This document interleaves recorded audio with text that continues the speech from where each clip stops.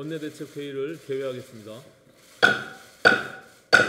한국당은 어제 국회의장이 중재를 거쳐 여야 3당 교섭단체 원내대표가 서명을 하고 국민 앞에 공표까지 마친 국회 정상화 합의문을 채 2시간도 되지 않아 휴지 조각으로 만들어버렸습니다. 장장 80일에 걸친 국회 파행의 종지부를 찍기 위해 3당 원내대표들이 한 달이 넘게 노심초사하며 극적으로 타결지은 합의문이었습니다.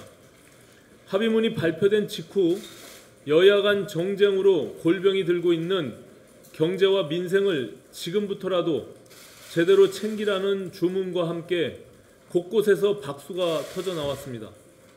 그러나 강경파의 목소리가 지배한 자유한국당의 의원총회는 하나도 얻어내지 못한 합의문이라면서 정상적인 국회와 정치를 바라는 국민의 여망을 한순간에 짓밟아 버렸습니다.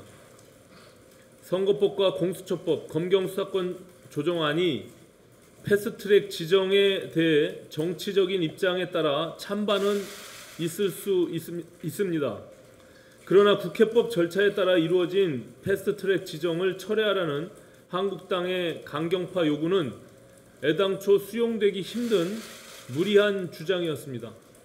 선거법과 공수처법 등을 패스트트랙에 태울 수밖에 없었던 원천적인 이유가 한국당의 침대 축구 때문이라고 생각하는 다른 정당들이 한국당이 철회를 요구한다고 하여 그 요구를 받아들이겠습니까?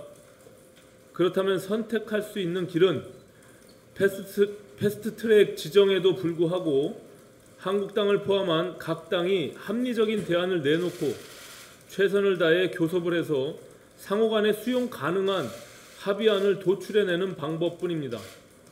지난 한 달간 3당 원내대표단은 정치적 부담을 감수하면서까지 위와 같은 정신을 반영하기 위해 고심에 고심을 거듭했던 것이고 최종적으로 각 당의 안을 종합해서 합의 정신에 따라 처리한다는 문안을 어렵게 도출해냈던 것입니다.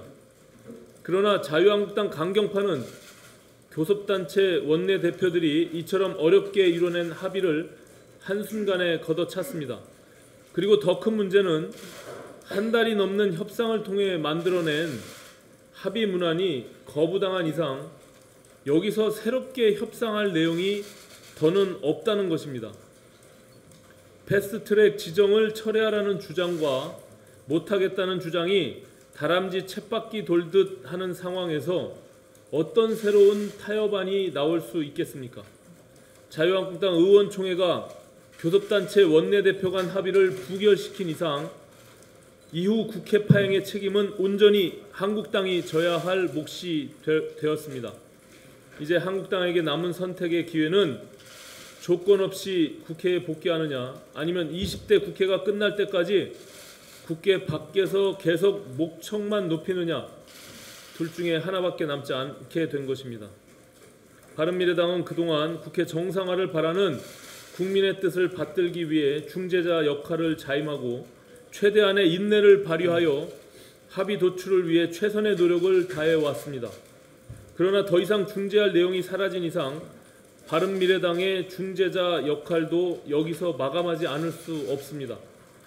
바른미래당은 한국당의 참여 여부와는 상관없이 어제 발표된 합의문의 기초에서 국회법이 허용하는 절차에 따라 6월 임시국회 일정을 진행한다는 것을 분명히 말씀드리면서 자유한국당의 합의문 수용과 국회 복귀를 재촉구하는 바입니다.